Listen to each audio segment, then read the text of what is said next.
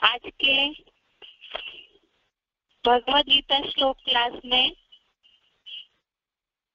श्लोक पढ़ने के बाद रिवीजन करेंगे।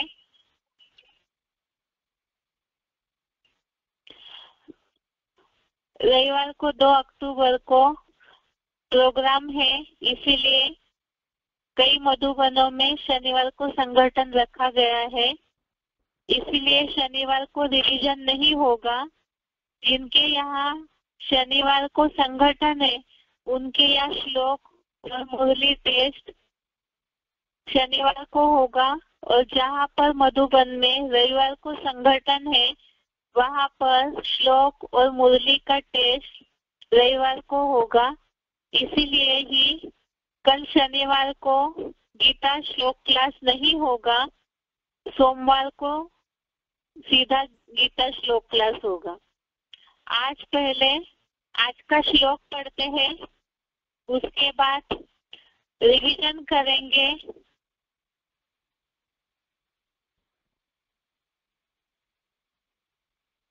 आज का श्लोक है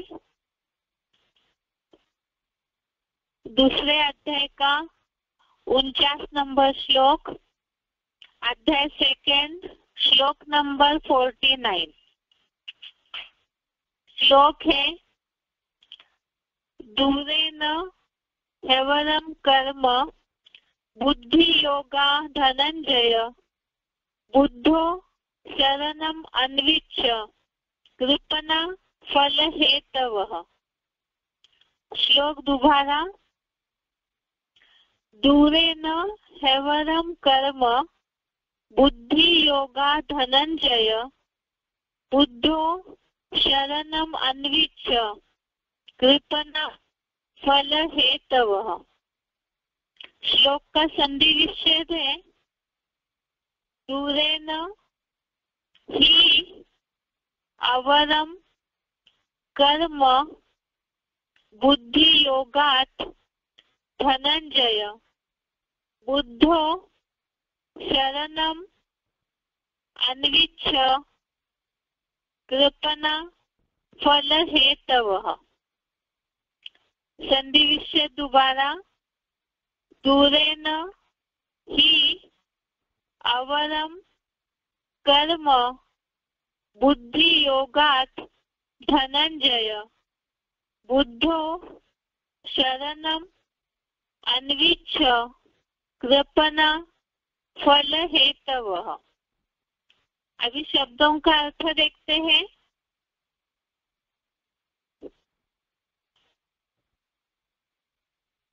धनंजय अर्थात हे ज्ञान धन जेता, बुद्धि योगात अर्थात बुद्धि लगाने सिवाय, ही कर्म अर्थात केवल कर्म करना, दूरेन अर्थात अत्यंत, अवरम अर्थात नीचा है, बुद्धो अर्थात बुद्धिमानों की, शरणम अर्थात शरण, अन्विच्य अर्थात ले, फल हेतवः अर्थात कर्म फल के इच्छुक, कृपणा अर्थात कंजूस है। शब्दों का अर्थ दोबारा, धनंजय अर्थात हे ज्ञान धन जेता, बुद्धि योगात अर्थात बुद्धि लगाने सिवाय, ही कर्म अर्थात केवल कर्म करना, दूरेन अर्थात अति, अवरम अर्थात नीचा है, बुद्धो अर्थात बुद्धिमानों की, शरणम अर्थात शरण, अन्विच्य अर्थात ले, फल हेतवः अर्थात कर्म फल के इच्छुक, कृपणा अर्थात कंजूस है। श्लोक का अर्थ है हे ज्ञान धन जेता, बुद्धि योग लगाने सिवाय केवल कर्म करना अति नीचा है, बुद्धिमानों की शरण ले, कर्म फल के इच्छुक कंजूस है। यहाँ क्लैरिफिकेशन सहित अर्थ भी पढ़ते हैं, तभी सही रीति से इसका अर्थ समझ आएगा। हे ज्ञान धन जेता अर्जुन, एक सर्वोत्तम शिव में बुद्धि योग लगाने सिवाय केवल कर्म करना अति नीचा है। बड़े बड़े धर्माधीश बुद्धिमानों की भी बुद्धि त्रिनेत्री शिव बाबा की शरण ले। कर्म फल के इच्छुक कंजूस है, विश्व कल्याण अर्थ किसी को कुछ नहीं देना चाहते। जैसे कुछ दिनों से श्लोक में कर्मों की बात चल रही है।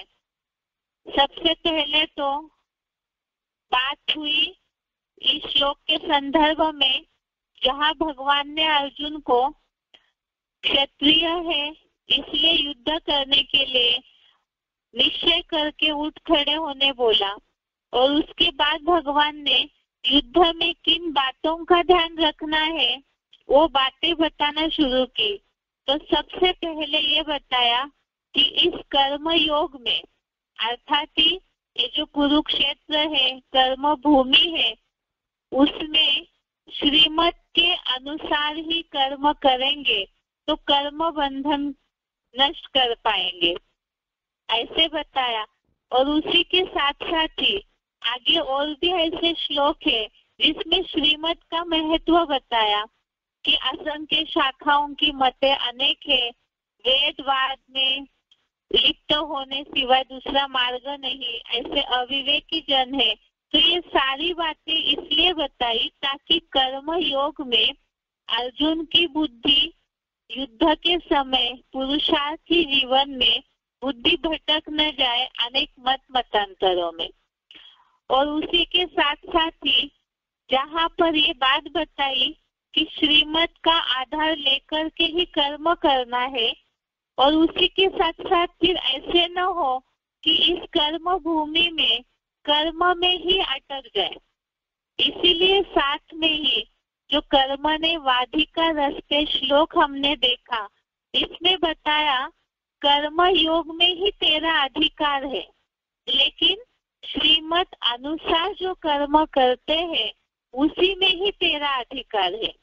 और इसके बावजूद भी कर्म फल की इच्छा नहीं करना है।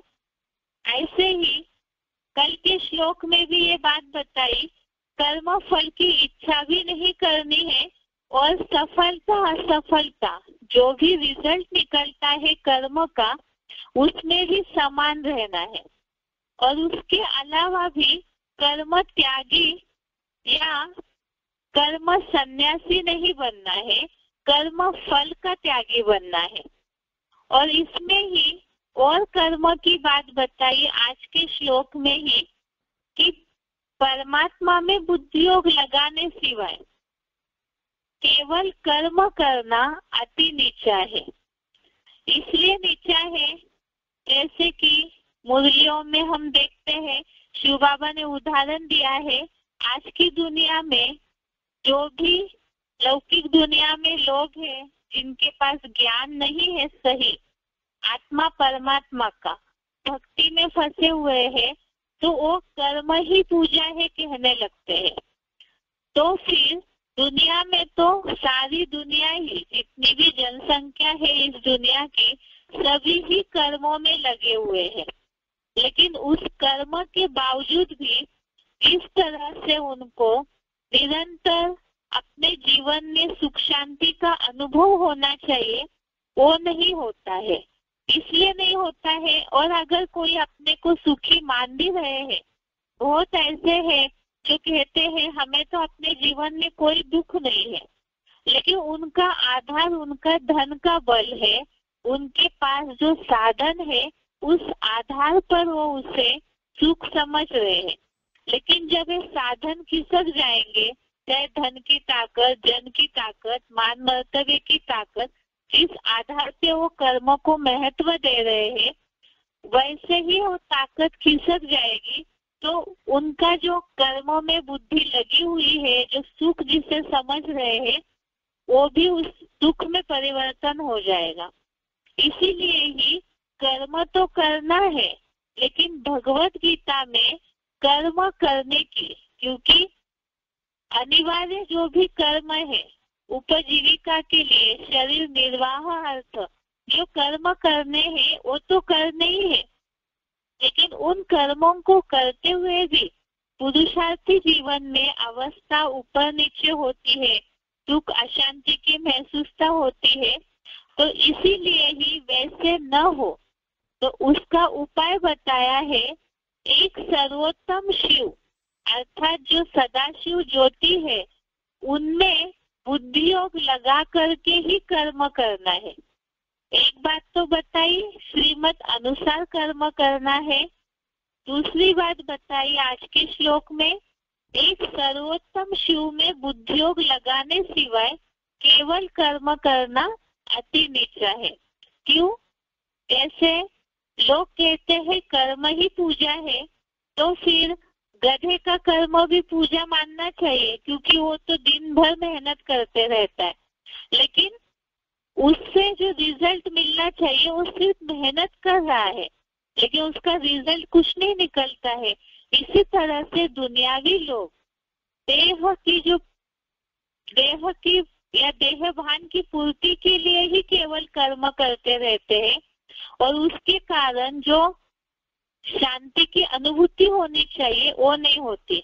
तो कर्म से साथ जब योग शब्द जुड़ जाता है, अर्थात कर्म करते समय बुद्धि कहीं भी न भटके और एक परमात्मा में ही बुद्धि लगी रहे, तब ही उस कर्म योग के द्वारा विकर्म नहीं बनेंगे। अर्थात लगातार अगर बुद्धि में भगवान की याद है, जो एक सर्वोत्तम शिव में बुद्धि योग लगाने का डायरेक्शन भगवत गीता में दिया है, तो वहां अगर लगातार बुद्धि लगी हुई रहेगी तो उससे विकर्म नहीं होंगे, पाप कर्म नहीं बनेंगे। तो वर्तमान में भी उसका रिजल्ट ये होगा, तुरंत ही खुशी की अनुभूति होगी, क्योंकि जहाँ पाप नहीं बनेगा तो वह खुद ही अपने मन में एक समाधान और शांति की अनुभूति होगी। और अगर परमात्मा में बुद्धि योग लगाने सिवाय कर्म करते हैं तो वो अति नीचा बोला हुआ है।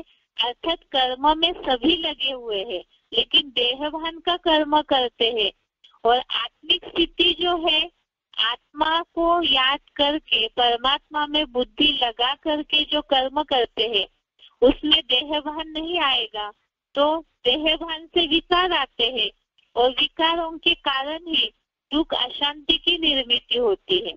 तो इस तरह से कर्मयोगी बनकर कर्म करते हैं तो दुख अशांति महसूस नहीं होगी, या तो दुख अशांति होगी ही नहीं। साथ में बताया है, बड़े बड़े धर्माधीश बुद्धिमानों की भी बुद्धि त्रिनेत्री शिव बाबा की शरण ले। अर्थात बुद्धिमानों की बुद्धि, ऐसे होता है लोग कर्म करने के लिए कहीं ना कहीं कर्मों की सही दिशा नहीं मिलती है। आज दुनिया में जितने भी सत्संग निकल रहे हैं बहुत ऐसे हैं, भगवत गीता की जो बातें हैं वो तो एक गीत है, भगवान के द्वारा बोली हुई एक कविता है, तो उसका अर्थ सर्वसाधारण जो मनुष्य है उन्हें तुरंत समझ में नहीं आएगा। और इसीलिए ही क्या करना है क्या नहीं करना है इस बात में उलझन के कारण बहुत ऐसे दुनियावी लोग हैं जो कहीं ना कहीं बुद्धि का सहारा ढूंढते हैं जिस द्वारा कर्मों की दिशा पता चले। लेकिन यहाँ जो बताया, बड़े बड़े धर्माधीश जो बुद्धिमान है उन बुद्धिमानों की भी बुद्धि त्रिनेत्री शिव बाबा की शरण ले। ये इसलिए बताया है परमात्मा की शरण लेने के लिए, त्रिनेत्री शिव बाबा की शरण लेने के लिए, क्योंकि दुनिया में लोग जो भी धर्माधीश है या ऐसे पंडित विद्वान आचार्य जो शास्त्रों के प्रकांड विद्वान है, तो उनकी शरण में जाते हैं ये समझ करके कि इनके द्वारा हमें जीवन की दिशा मिलेगी, मार्ग मिलेगा। कर्मों की थ्योरी में ही सभी परेशान है, इसलिए मार्ग ढूंढने के लिए बुद्धि को भटकाते हैं। लेकिन इस तरह कई जगह बुद्धि भटकने से जो सही दिशा मिलनी चाहिए वो नहीं मिलेगी। और धर्माधीशों की शरण इसलिए नहीं लेना है क्योंकि इसके पहले हमने बेसिक कोर्स में एक श्लोक देखा जिसमें बोला है कि कर्मों की थ्योरी में तो बड़े बड़े विद्वान भी चकरा गए हैं, बड़े बड़े न्यायाधीश विद्वान पुराने जमाने के साधु संत ये भी कर्मों की थ्योरी में चकरा गए हैं। क्यों? इसलिए क्योंकि जो जन्म मरण के चक्र में आते हैं एक तो वो भूल जाते हैं और साथ में देहभान बढ़ जाता है। आत्मा रूपी बीज जन्म मरण के चक्र में आते आते जैसे ही उनकी शक्ति क्षीण हो जाती है तो कर्म क्या करना है क्या नहीं करना है, क्या अकर्म है क्या विकर्म है, कौन सा सत्कर्म है, इसे ही नहीं समझ पाते हैं और वो क्लियर कर भी नहीं पाएंगे क्योंकि खुद ही उलझे हुए हैं। इसीलिए ही बताया बुद्धिमानों की बुद्धि, जो कभी भी जिनकी बुद्धि मैली नहीं होती है, देहभान में नहीं आती है, ऐसे बुद्धिमानों की बुद्धि त्रिनेत्री शिव बाबा की शरण ले। इसलिए क्योंकि एक भगवान ही है जिनमें सागर जैसा ज्ञान जल अथाह भरा हुआ है और बाकी जितने भी मनुष्य है उनमें मैट मैला देहभान वाला ज्ञान जल है, एक्सचुअलिटी वाला है, तो इसीलिए उससे उद्धार नहीं हो सकता है। और साथ में ही आगे बताया कर्म फल के इच्छुक कंजूस है। ये तो हर श्लोक में ये बात आ रही है कि कर्म फल की इच्छा नहीं रखनी है, क्योंकि कर्म फल की इच्छा अगर रखते हैं, कर्म किया और तुरंत उसकी फल की इच्छा रखी, इसका मतलब स्वार्थ जरूर आएगा। जो विश्व कल्याणी होंगे तो वो केवल कर्म करते रहेंगे, उनके कर्म का उद्देश्य केवल विश्व का कल्याण परमार्थ होगा, समाज कल्याणी होगा। और जो कर्म फल के इच्छुक है वो कहीं ना कहीं अपनी प्राप्ति में ही लगे रहते हैं। इसके लिए इस श्लोक के नीचे भी अर्थ लिखा हुआ है, साथ में क्लैरिफिकेशन दिया हुआ है कंजूस माना क्या। कंजूस का अर्थ यहाँ बताया है, कंजूस अर्थात पश्चिमी सभ्यता के प्रतीक श्रीनाथ पुजारी जैसे लोग लोक कल्याण के लिए कुछ भी त्यागना नहीं चाहते। सारे देशी गाय वाले टीके माल बेचकर भी खुद ही खा जाते हैं। अतः इन उड़ीसा जैसे गरीबों के राज्य में पूरब के जगन्नाथ का सादा भोग खाना है। इसलिए मुरली तारीख 26/6/70, मुरली डेट 26 जून 70 में बोला है, सभी से फर्स्ट क्लास शुद्ध खाना है दाल या कढ़ी चावल आलू। अर्थात जो कर्म फल के इच्छुक होंगे तो ये केवल खाने पीने से रिलेटेड एक बात बताई, एग्जाम्पल दिया है। जो कर्म फल के इच्छुक होंगे वो पहले अपने स्वरथ के लिए, अपने स्वार्थ के लिए ही अच्छा भोजन पका के खाते रहेंगे। अर्थात मनुष्य के लिए चाहिए ही रोटी कपड़ा मकान, और उसमें ही अगर वो स्वार्थी बनते रहेंगे तो जो विश्व कल्याण के लिए देना चाहिए वो नहीं दे पाएंगे। जैसे जहाँ गरीब लोग हैं ऐसे कई है जहाँ खाना नहीं मिलता है, और एक ऐसा समाज है, ऐसा एक जमावड़ा है जिसमें ऐसे होता है दुनिया में, जो अपने लिए ही घी के भोग बना करके खाते हैं। वो विश्व कल्याण के लिए सोचते ही नहीं है कि जो दुनिया में लोग हैं वो गरीब लोगों का क्या होगा। क्यों? क्योंकि प्रसाद जैसी चीज भी वो बेच करके खाते हैं। अर्थात ही इसका मतलब जो गरीब है, भूखे हैं, उनकी उन्हें चिंता नहीं है। इसलिए बताया है जो विश्व कल्याणी होंगे, कर्म फल के इच्छुक नहीं होंगे, अर्थात अपनी पेट पूर्ति में लगे नहीं होंगे। कर्म फल अर्थात जो भी कमाया वो अपने लिए ही केवल लगा लिया। जितना भी धन कर्मों से मिला वो केवल अपनी पेट पूर्ति, अच्छा अच्छा भोजन, अच्छा पहनने ओढ़ने में ही लगा लिया तो उसे कंजूस बोला है। और जो सादा भोजन खा के बचत करके विश्व कल्याण में ईश्वरीय सेवार्थ लगाते हैं तो उनके लिए बताया हुआ है कि ऐसे कर्म जो है वो वास्तव में फल प्राप्ति वाले होंगे। लेकिन यहाँ तो कर्म फल की इच्छा नहीं है, लेकिन अपने आप ही उनको उसका रिजल्ट सुख की अनुभूति होगी। इसीलिए यहाँ साथ बताया है कि केवल कर्म नहीं करना है, परमात्मा को याद जरूर करके कर्म करना है, तब पाप नहीं बनेगा, सुख की अनुभूति भी होगी। और ऊपर के 2-3 श्लोकों पहले हमने देखा है श्रीमत अनुसार ही कर्म करना है। ये है आज के श्लोक का अर्थ। एक बार इसका उच्चारण सुनते हैं और इससे रिलेटेड कुछ पॉइंट्स है उसे पढ़ते हैं।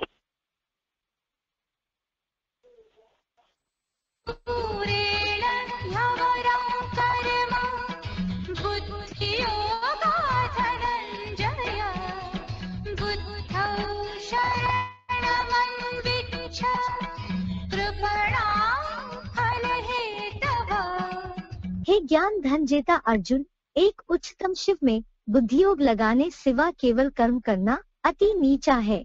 धर्म पिताओं जैसे बुद्धिमानों की भी बुद्धि त्रिनेत्री शिव बाबा की शरण ले। कर्म फल के इच्छुक कंजूस हैं, विश्व कल्याणार्थ किसी को कुछ नहीं देना चाहते। कंजूस पश्चिमी सभ्यता के प्रतीक श्रीनाथ पुजारी जैसे लोग कल्याण लिए कुछ भी त्यागना नहीं चाहते। सारे देशी गाय वाले घी के मार बेचकर भी खुद ही खा जाते हैं। अतः इन उड़ीसा जैसे गरीबों के राज्यों में पूरब के जगन्नाथ का सादा भोग खाना है। इसीलिए मुरली तारीख 26/6/70 में बोला, सभी से फर्स्ट क्लास शुद्ध खाना है, दाल या कड़ी चावल आन।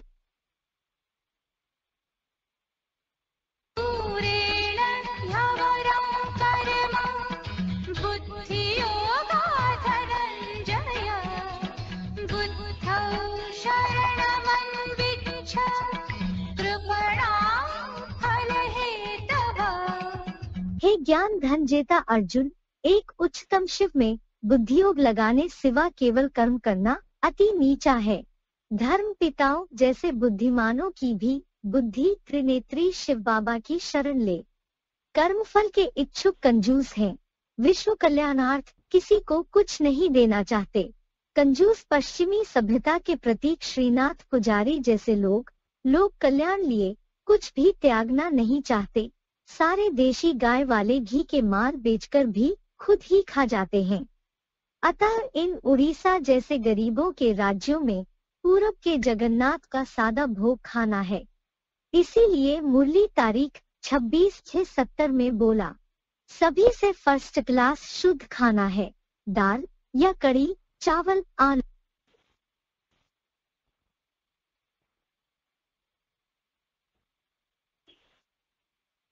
अभी इससे रिलेटेड कुछ पॉइंट्स है उसे देखते हैं कि केवल कर्म नहीं करना है, साथ में याद जरूर होनी चाहिए। आवेक्तवाणी की तारीख है 17 नवंबर 94, आवेक्तवाणी डेट 17 नवंबर 94। पॉइंट है, कर्म में बिजी रहना योग नहीं है, कर्म करते योग का अनुभव होना चाहिए। कर्म में बिजी हो जाते हैं तो कर्म ही श्रेष्ठ हो जाता है, योग किनारे हो जाता है। चलते चलते यही अलबेलापन आता है तो कर्म में योग का अनुभव होना, इसको कहा जाता है कर्मयोगी। पॉइंट दोबारा, कर्म में बिजी रहना योग नहीं है, कर्म करते योग का अनुभव होना चाहिए। कर्म में बिजी हो जाते हैं तो कर्म ही श्रेष्ठ हो जाता है, योग किनारे हो जाता है। चलते चलते यही अलबेलापन आता है तो कर्म में योग का अनुभव होना, इसको कहा जाता है कर्मयोगी। अगला पॉइंट है अव्यक्तवाणी का 23 जनवरी 76, अव्यक्तवाणी डेट 23 जनवरी 76। कर्म में यदि धर्म कंबाइंड नहीं तो साधारण कर्म रह गया ना। अगला पॉइंट है अवेक्वानी का ही 20 फरवरी 88, अवेक्वानी डेट 20 फरवरी 88। पॉइंट है बाप दादा याद और सेवा दोनों का ही रिकॉर्ड देखते हैं, क्योंकि दोनों का बैलेंस एक्स्ट्रा ब्लेसिंग दिलाता है। जो सेवा याद में उन्नति में थोड़ा रुकावट करने की निमित्त होती है, तो ऐसे सेवा के समय को कम करना चाहिए। जैसे रात्रि को जागते हो 12 व 1 बजा देते हो तो अमृत वेला फ्रेश नहीं होगा, तो रात के समय को कट करके 12 के बदले 11 बजे सो जाओ। नहीं तो दिल खाती है, सेवा तो कर रहे हैं लेकिन याद का चार्ज जितना होना चाहिए उतना नहीं है। जो संकल्प दिल में व मन में बार बार आता है कि यह ऐसा होना चाहिए लेकिन नहीं हो रहा है, तो उस संकल्प के कारण बुद्धि भी फ्रेश नहीं होती। जितनी फ्रेश बुद्धि रहती शरीर के हिसाब से भी फ्रेश और आत्मिक उन्नति के रूप में भी फ्रेश, डबल फ्रेशनेस ताजगी रहती तो 1 घंटे का कार्य आधा घंटे में कर लेंगे। अब एक पॉइंट दोबारा देखते हैं। बाप दादा याद और सेवा का दोनों का ही रिकॉर्ड देखते हैं, क्योंकि दोनों का बैलेंस एक्स्ट्रा ब्लेसिंग दिलाता है। जो सेवा याद में उन्नति में थोड़ा भी रुकावट करने के निमित्त होती है, तो ऐसी सेवा के समय को कम करना चाहिए। जैसे रात्रि को जागते हो 12 व 1 बजा देते हो तो अमृत वेला फ्रेश नहीं होगा, तो रात के समय को कट करके 12 के बदले 11 बजे सो जाओ। नहीं तो दिल खाती है कि सेवा तो कर रहे हैं लेकिन याद का चार्ज जितना होना चाहिए उतना नहीं है। जो संकल्प दिल में व मन में बार बार आता है कि यह ऐसा होना चाहिए लेकिन हो नहीं रहा है, तो उस संकल्प के कारण बुद्धि फ्रेश नहीं होती। जितनी फ्रेश बुद्धि रहती शरीर के हिसाब से भी फ्रेश और आत्मिक उन्नति के रूप में भी फ्रेश, डबल फ्रेशनेस ताजगी रहती तो 1 घंटे का कार्य आधा घंटे में कर लेंगे। आगे पॉइंट है जहाँ याद और सेवा के बैलेंस है, जहाँ याद और सेवा का बैलेंस है, अर्थात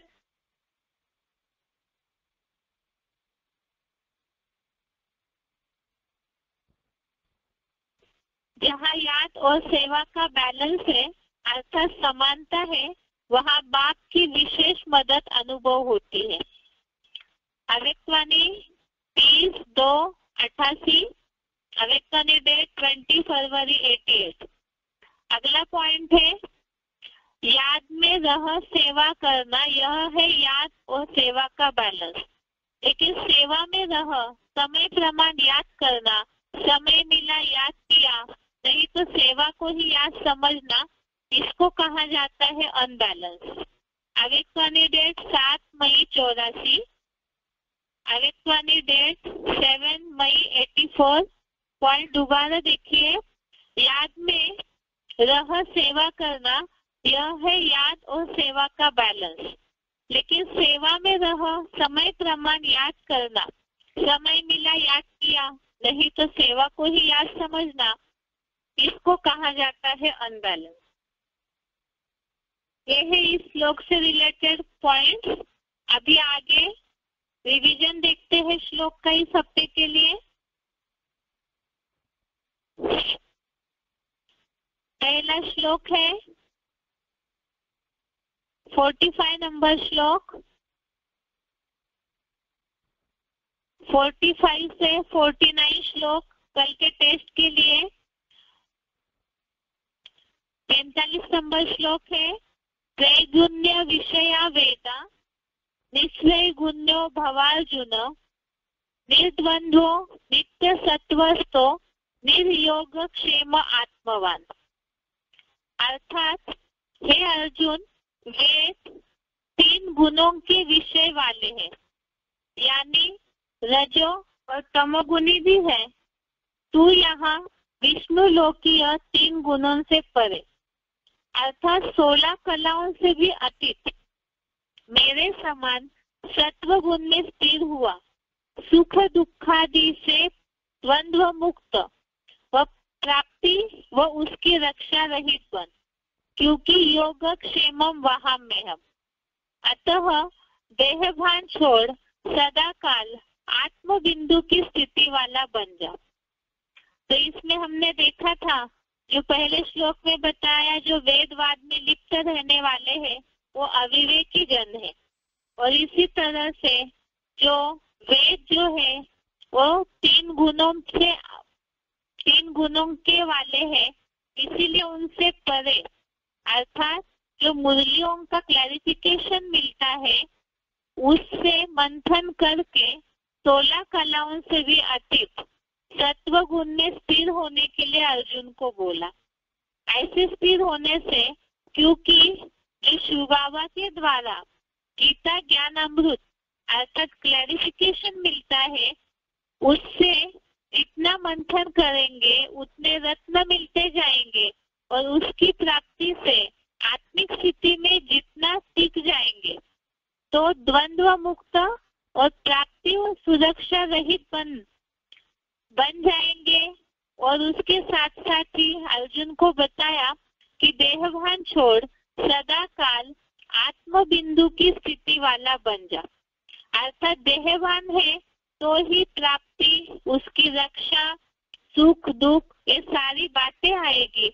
और जितना जितना ज्ञान रत्नों का मंथन करेंगे, गीता ज्ञानामृत को धारण करते जाएंगे, वेदों से परे होंगे, तो उतना ही आत्मिक स्थिति जितनी बनती जाएगी, परमात्मा की याद में जितना टिक जाएंगे, उतना ही द्वंद्व मुक्त, प्राप्ति और सुरक्षा रहित बनते जाएंगे।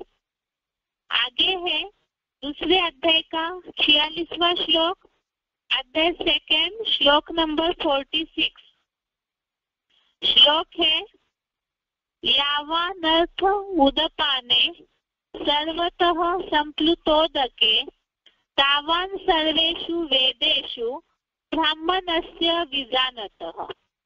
अर्थात चारों ओर से संपूर्ण भरपूर ज्ञान जल का मान सरोवर मिले तो जितना प्रयोजन छोटे छोटे मठ मेले पोखरों में हो, उतना ही विशेष एडवांस ज्ञान सागर के ज्ञानी ब्राह्मण का सभी ब्रह्मा मुख निस्तृत वेद वाक्यों जैसी मंथन रहित मुरलियों में होता है। अर्थात यहाँ बताया जैसे वेदों से परे जाना है, क्योंकि वेदवाद विवाद वाले अविवेकी जन है, तो इसी तरह से बताया कि जहाँ ज्ञान सागर का ज्ञान जल, मान सरोवर का जल डायरेक्ट मिलता हो, तो उसके आगे जहाँ मठ मेला पोखरों का थोड़ा सा ज्ञान जल है, वो बहुत थोड़ा है।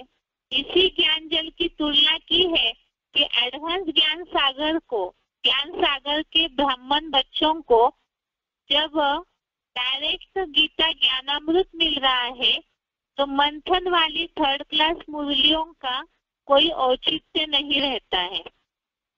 आगे दूसरे अध्याय का 47वां श्लोक, 47 नंबर श्लोक, कर्मण्ये वाधिका रस्ते मा फलेषु कदाचन मा कर्म फल हेतुर्भूर्मा ते संगोस्तु अकर्मणि।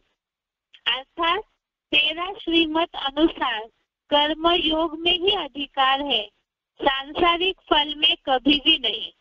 इसलिए कर्म फल का कारण मैं ही हूँ, ऐसे मत बनो। तुम्हारी लोक संग्रह अर्थ कर्म त्याग में कभी आसक्ति न हो। कर्म योगी बनना है, कर्म सन्यासी नहीं। तो इस श्लोक में बताया कि श्रीमत अनुसार कर्म तो करना ही है, जो अनिवार्य कर्म है, जब तक देह है तब तक तो कर्मों में लगे ही रहेंगे, लेकिन श्रीमत अनुसार कर्म करना है और सांसारिक फल अर्थात देहभान की पूर्ति हो ऐसे सांसारिक फल में इच्छा नहीं रखनी है। और इसका मतलब ये भी नहीं है कि कर्म त्यागी बनना है, कर्म योगी बनना है, कर्म सन्यासी नहीं बनना है, अर्थात कर्म छोड़ के हठयोगी बन करके बैठ जाए, ऐसे भी नहीं करना है। क्योंकि भगवान ने तो गृहस्थी अर्जुन को ही ज्ञान दिया है गीता का, और वो गीता ज्ञान को अपने जीवन में धारण करते हुए जितना श्रीमत अनुसार कर्म योग में लगे रहेंगे तो ऑटोमेटिकली ही भविष्य के लिए नून हो जाती है प्राप्ति की। आगे दूसरे अध्याय का 48वां श्लोक, 48 नंबर श्लोक, योगस्थः कुरु कर्माणि संगम त्यक्त्वा धनंजय सिद्ध्या सिद्धो समो भूत्वा समत्वम योग उच्यते। अर्थात ये बात भगवान इसलिए समझा रहे हैं, कर्म तो करना है, फल की इच्छा भी नहीं रखनी है। तो कई बार इसमें भी ऊपर नीचे मानसिक स्थिति हो जाती है, इसीलिए बताया भगवान ने अर्जुन को कि हे सच्ची गीता एडवांस ज्ञान धन जेता अर्जुन, आसक्ति त्याग कर योगारूढ़ हुआ, अन्य द्वंद्वों जैसी सफलता असफलता में भी समान होकर कर्म फल त्यागी बनकर कर्मों को कर। हर प्रकार के द्वंद्वों में सदाकाल समत्व ही योग कहा जाता है। तो इसलिए बताया कि कर्म करना है और साथ में उसका रिजल्ट में सफलता या असफलता जो भी मिले उसमें समान रहना है, तो उससे अवस्था ऊपर नीचे नहीं होगी और युद्ध से भी पीछे नहीं हटेंगे। और आज का श्लोक है 49 नंबर, दूरेन हैवरम कर्म बुद्धि योगा धनंजय बुद्धो शरणम अन्विच्छ कृपना फल हेतव। हे ज्ञान धन जेता अर्जुन, एक सर्वोत्तम शिव में बुद्धि योग लगाने सिवाय केवल कर्म करना अति नीचा है। बड़े बड़े धर्माधीश बुद्धिमानों की भी बुद्धि त्रिनेत्री शिव बाबा की शरण ले, कर्म फल के इच्छुक कंजूस से विश्व कल्याणार्थ किसी को कुछ देना नहीं चाहते हैं। अर्थात इसमें बताया है कि परमात्मा में बुद्धि योग लगा करके ही कर्म करना है, कर्म अलग हो योग अलग हो ऐसे नहीं होना चाहिए। क्योंकि अगर ऐसे करते हैं तो जिनके साथ कर्म करते हैं उनमें कहीं ना कहीं बुद्धि लग जाती है या तो फिर कर्म में ही आसक्ति आने लगती है। तो न्यारा और प्यारा होकर के अर्थात भगवान की याद में जितना कर्म करते जाएंगे तो उतना ही सफल होगा, सत्कर्म बनेगा, नहीं तो विकर्म बनेगा। अर्थात बताया परमात्मा में बुद्धि लगाने सिवाय कर्म करना अति नीचा है। ये श्लोक हो